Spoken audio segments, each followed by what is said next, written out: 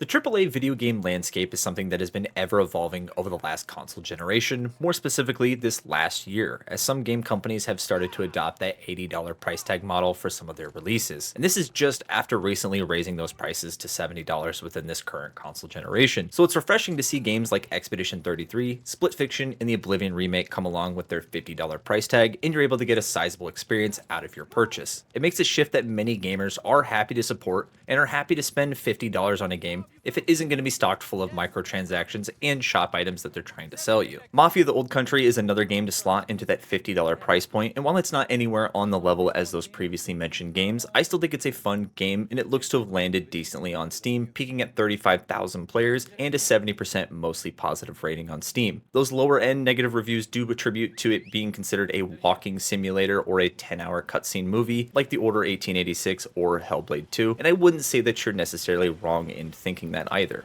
Mafia the Old Country is a trip back to the old days of games where they're released, you get a solid 10 to 12 hour experience with the title, and then you would move on. Games nowadays are so preoccupied with taking up every second of every day of your life and how they can squeeze the most amount of money out of your wallet. It's the exact opposite of all those things that I just mentioned. It's a tight, narrative-focused game filled with some great cutscenes and voice acting. Where the game falters the most are in its gameplay sequences that can seem pretty on rails at times, or finding the stealth system to be very unengaging. There are a few fun moments to be had like the race sequences, and I do think the music is phenomenal, but your enjoyment of this game really boils down to how much you like this presentation and the story that is being told here within this world. And after my 12-hour playthrough, I'm here to ask the question, is Mafia the Old Country worth it? He died for my father, for his honor. I won't let you do the same. We have a traitor. This stays between me and you. It's family. Loyalty is everything. We do not always get to choose what we do. We can choose who we are. If you do enjoy the video, consider dropping it a like.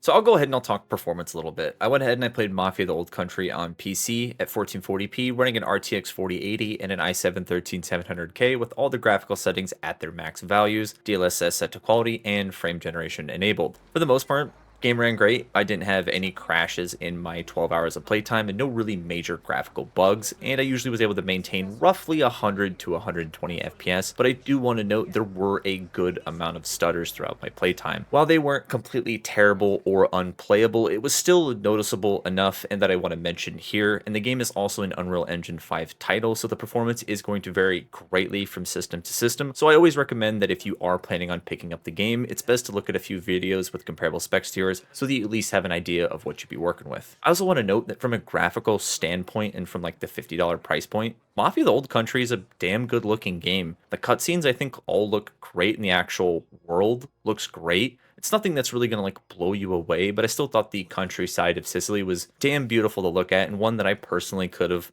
had a lot of fun exploring and maybe getting lost in. But the game never opens up or allows you to do so. And even when exploring in the free roam world, it isn't alive. It's more so just acts like a backdrop for you to walk around on like the Truman Show, where the world only revolves around you, the player, and not you existing within said world. Mafia the Old Country is the fourth entry into the acclaimed series, taking the franchise back to its roots with a linear narrative structure after the last entry, Mafia 3, went full open world back in 2016. Now I'll say, I didn't play Mafia 3, but I've always heard that the game was great and that it was continuously bogged down by the open world design and mission structure. So here in Mafia the Old Country, Hangar 13 have essentially stripped away all that open worldness and made it a strictly linear experience. While there is a map that you can pull up at any given time and it would give you the impression that you're going to be able to free roam around that map, it isn't really possible and you're mostly just shepherded from point A to point B. There is a free roam mode that you can select from the main menu, but it really is only used to finish up all those collectibles that you might have missed in your initial playthrough. There isn't going to be any optional bandit camps, bandit side quests, or little side missions for you to do, and the game actually gives you an option to skip those rides from point A to point B entirely because even they know there isn't anything that you're going to miss other than some dialogue. You also get to a certain point in the story where you'll be introduced to a shopkeeper where you can buy new cars, upgrades for your weapons and such, and the funny and really odd thing is that the game rarely ever gives you a chance to go back here. Like you can drive there if it's on the way to your next mission, but it sort of gives you this impression that you're going to be doing this or going there constantly and be upgrading all these materials, weapons, and cars. But it seems kind of pointless to spend all this money on upgrades and cars when you aren't even going to be given the choice to use those cars at times, whereas the game will just predeterminedly give you a weapon or a vehicle to use. And really the only thing that I found worth upgrading is making sure that you get a good knife, because it'll make the stealth segments that much quicker. The stealth in this game, it's bad.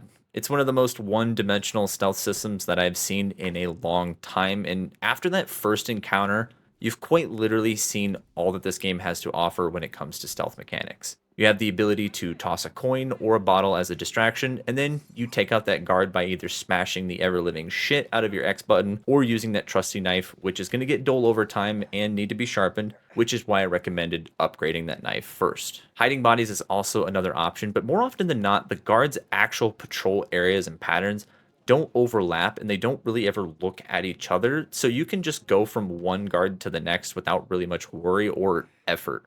Combat encounters themselves have that same sort of formulaic approach. When you walk into a room or an area, you can kind of tell that shit's about to go down here just based on the layout of the room, which can be a little bit immersion breaking at times, because as you begin to play the game more and more, you'll notice them more and more as they pop up. The actual combat, I think it's fine. It's nothing real special. It's your basic third-person cover shooter. You've got shotguns, rifles, pistols. I will say the aiming on controller did feel a little wonky at times for me. Might have just been due to the auto aim setting that I had enabled, but the combat, it's just fine. And probably the best part of the combat for me was these 1v1 knife fights that would happen occasionally, probably like once a mission or so.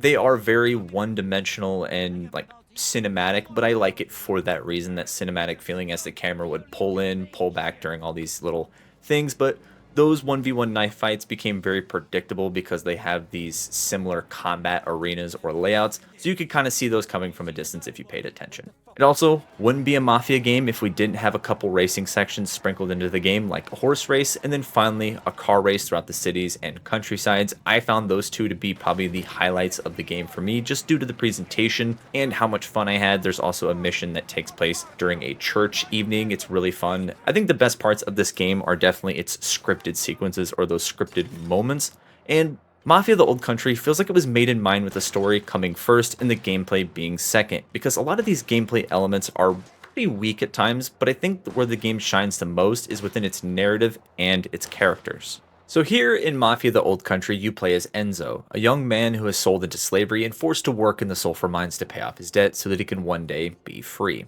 The opening of this game is going to be a pretty slow burn. Like, I'm talking, you don't get a weapon in your hands until like 3 hours in slow. The main story is also going to be told through chapters, with there being 15 in total if you include the prologue, and running through the story is going to take you roughly 10 to 12 hours or so. This would seem a little worrisome considering that $50 price point, but Hangar 13 were very upfront with the scope of this game and the time it would take to complete it, so I can at least appreciate them being upfront and not trying to hide that leading up to the release. Early on, Enzo escapes that mine and falls into the service of one Don Teresi, a wealthy and powerful man that controls one of the many villas and areas of Sicily.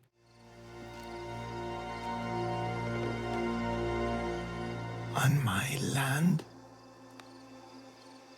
you want nothing.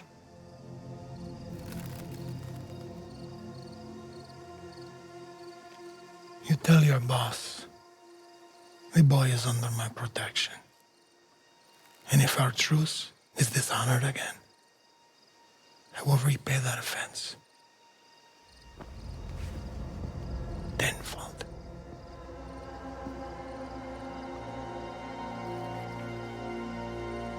Now leave. Don Teresi is a no-nonsense man, and you get that impression from the very first scene that you're introduced to him. And from this moment on, Enzo's life is forever changed. We get to see how he goes from a lowly Caruso, which is slang for mine worker, and then becoming a farmhand that has to shovel shit, an errand boy, and then finally a distinguished member of the Mafia. You get to see how the family slowly accepts him in as he's able to prove himself job after job, week after week, year after year, and the cast of characters that you get to meet here is one that for the most part is pretty well done, and the accents, bar a few, are spot on. Luca and Cesare, Luca being your mentor, Cesare being your buddy, are going to be the two guys that you interact with the most, along with the Don, and then his daughter Isabella, who takes a liking to Enzo. If you've seen any mob film or any mob media in the past, you've got a good idea how this one's going to play out, and while I do think that the narrative was a little cliche at times, I enjoyed it, but a lot of the story beats are very predictable and you'll be able to see them coming most of the time. Arguably, my biggest gripe with the narrative has to be that fucking ending. If you played the game, you know exactly what I'm talking about. Where this game is going to make or break you is the amount of cutscenes that are going to be present here within this title. For every 5 minutes of gameplay, there is going to be 5 minutes of cutscenes, and if you're someone that enjoys expertly crafted scenes and damn good voice acting, this is going to be right up your alley. If that doesn't sound like something you'd like and you're a little bit more on the gameplay side, you might want to skip this one. You can tell right away that they spent so much time crafting this narrative, crafting these cutscenes to look like they're straight out of a movie with the dark lighting, tension. It all just really felt like they did their homework here. I know I mentioned it earlier on, but it really does feel like they had a great story to tell and just threw in some gameplay elements, so much so that if this would have came out in the mid to late 2010s, this would have been the most PlayStation-ass PlayStation game I'd ever seen, and I wholly mean that as a compliment. Mafia: The Old Country is able to tell a narrative that follows a cast of characters through a couple year span, and you're able to get big, impactful moments of their character lives, and to see how they would have expanded on that, I think would have been nice in side quest or missions. I think they really could have been useful to expand out on those characters, but I was still happy with most of the story we got, even though it was still pretty derivative at times. A little bit of a short one here today, and listen, I don't want people to think that I hate this game because I actually really enjoyed my time with Mafia: The Old Country. I just want to be as fully transparent as possible when it comes to what you're getting if you do decide to pick up this game. I've seen plenty of people pick it up or want to grab it and then they realize it isn't like GTA, they get all bummed out and then they lose interest in it. But I think that we need more of these 10 to 20 hour tight narratives where you get a single player experience that isn't trying to sell you any extra bullshit. And it kind of made me ask this question: are gamers okay with okay games? Because it seems like most people nowadays only want to play those 9 out of 10, 10 out of 10 banger or game of the year contenders. But I think we need more games that are just in that fine to okay range. You get to spend some time with them, you enjoy them, and then you get to move on. It also begs the question, do I think that Mafia: The Old Country is worth $50? If you can swing it and you want to play a new Mafia game, sure. Go ahead, as long as you know about the length and the cost of the game. But if you're a little bit more cautious with your cost to time ratio, I definitely think it's a good idea to wait for a sale or for it to arrive on PlayStation Plus or Game Pass possibly down the line. While it's a great narrative game, it's one that can be finished in 10 to 12 hours of playtime. I still think the experience was fun, but it is going to blur together eventually down the line with a lot of the past mob media. It's an authentic recreation of 1900 Sicily with beautiful vineyards, countrysides, and to see our main protagonist go from lowly mine worker to running around as one of the top members of the mob was a really fun story to see unfold, even though I wasn't the biggest fan of the ending. There are a few things post-launch like races and a few other items being added to that free roam mode, but I do hope that Hangar 13 are able to keep going and possibly make another entry down the line in this series, maybe something a little in between this and Mafia 3 in terms of gameplay and possible world structure. And what they were able to make here was a fun experience, even though it does have some shortcomings. That wraps it up here for me. If you did enjoy yourself, drop the video a like and consider subscribing. I'd love to have you around here on the channel. I'm going to get back to playing the Battlefield 6 beta. I've been having an absolute blast on that, and I also plan on doing a video for it. So if you're interested in that, keep an eye out. I've also got possibly one for Metal Gear Solid Delta coming out at the end of August. Indiana Jones DLC on September 3rd. You can definitely guarantee I'll be doing one for that. And then Borderlands 4 coming September 12th. So if any of those games interest you at all, stick around. I'd love to have you around. And if you did make it this far, I just want to say thank you for taking the time out of your day. And this has been my review from Mafia: The Old Country. Thank you for watching.